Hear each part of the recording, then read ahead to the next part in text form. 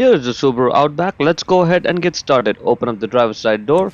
Now right over there is a primary hood release lever. Just pull it. In front of the vehicle, right on top of the Subaru emblem, put one finger right over there and then push it left. And while you're pushing it left, lift up the hood. This is how the secondary release lever works. Now this hood requires a prop rod to stay in place, so grab the rod from over there, put it right in that slot, and then let it go. And now the hood is secure. Once the hood is open, that right there's where the engine air filter is. We need to pull back two clips, 1 and 2.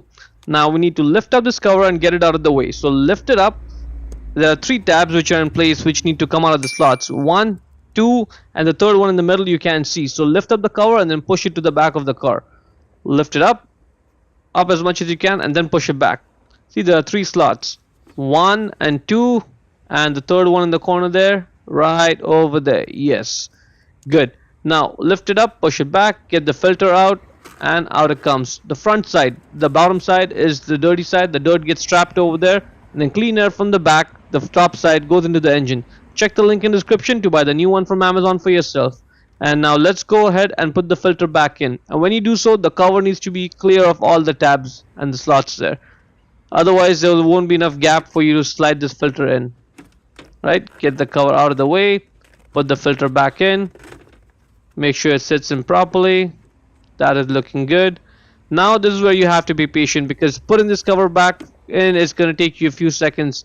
So what you do is you lift it up, pull it to the front of the car, and then push it down. You can only see the 2 slots on the sides actually sliding in. The middle one you can't see it.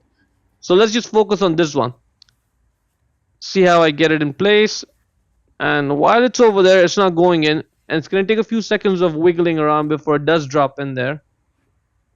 There you go. Now it's in place. This is looking good. Let's check the other side.